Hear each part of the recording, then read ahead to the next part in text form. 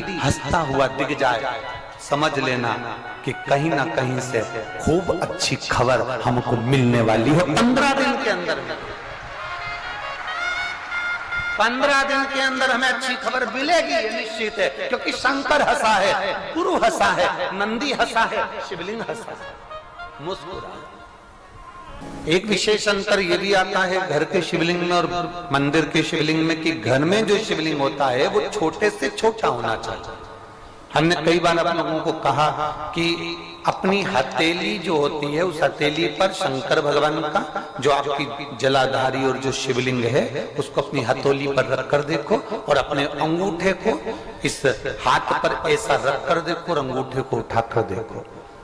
जितना बड़ा अंगूठा है, जितना बड़ा ये उंगली का अंत है, बस यहां से लेकर यहां तक का शिवलिंग, इससे जितना छोटा होता चले जाए, जितना छोटा होता चले जाए, जितना छोटा होता चले जाए, उतना बड़ा शिवलिंग अपने घर में रखना चाहिए। इससे बड़ा अगर शिवलिंग है तो उसको मंदिर जैसी सेवा की फिर जरूरत पड़ती है। घर में जैसे थोड़ा बड़ा शिवलिंग आया, जैसे बड़ा शिवलिंग इस अंगूठे से, इस उंगली से बड़ा शिवलिंग जैसे ही चालू हो जाता है, फिर उसको मंदिर जैसी अर्चना चाहिए। उसको सुबह शाम आरती भी चाहिए, उसको सुबह शाम बेलपत्र भी चाहिए, उसे सुबह शाम स्नान आदि पूजन प्रदोष का आदि सारे अनुष्ठान जो पूर्ण होते हैं मंदिर में वो पूरा देना पड़ता है। पर घर में जो शिवलिंग होता है ना, उसको तुम 8 दिन अगर स्नान भी नहीं कराए ना तो भी बाबा तुमको कभी श्राप नहीं देता, बाबा तुम्हारा कल्याण ही करता। जिसके घर में शिवलिंग नहीं, भले छोटा सा शिवलिंग हो, भले तुम्हारे घर में पाषाण का शिवलिंग हो, किसी के यहाँ पत्थर का शिवलिंग होगा, नर्मदेश्वर होगा, किसी के यहाँ पुखराज का होगा, किसी के यहाँ पर स्फटिक का होगा, किसी के यहाँ पारद का होगा, किसी के यहाँ चांदी का होगा, किसी के यहाँ पीतल का होगा, किसी के यहाँ तांबे का होगा, किसी के यहाँ चीनी का होगा, किसी के यहाँ कांच का होगा, किसी के यहाँ कोई सा होगा, पर शिवलिंग घर में होना चाहिए। जिसके घर में शिवलिंग नहीं वहां का पानी पीने का भी हक नहीं।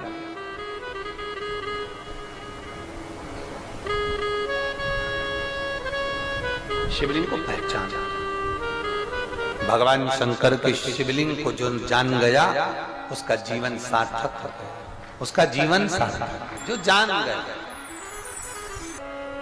कभी अपने पास के शिवालय में नहीं गया, कभी अपने घर में जो शंकर का शिवलिंग है उसकी हाथ जोड़कर कभी चंदन नहीं लगाया, अगर ये 3 उंगली का मात्र स्पर्श कर कर उस शिवलिंग को टच कर कर उस अमरनाथ को याद कर लेता तो 7 दिन के अंदर अमरनाथ बाबा भी तुझे स्वप्न में आकर दर्शन देकर चला जाता। मात्र ये 3 उंगली का स्पर्श मात्र हमारे शरीर में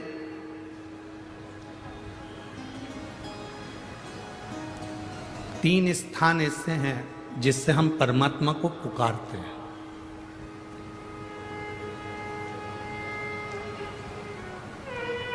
पहला स्थान हमारी नाभि, जब हम बोलते हैं तो हमारी नाभि खिंचाती है।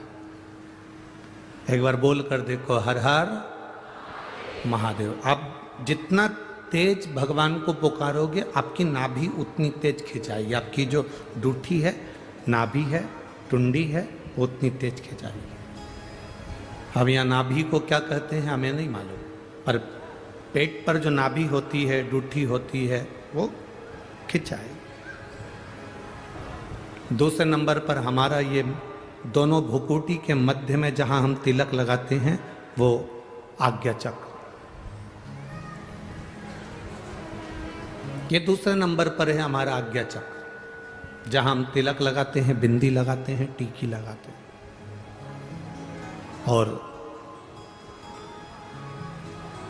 तीसरे नंबर पर है जहां हमारी शिखा है, चोटी है, शास्त्राचक्र, ये तीसरे नंबर।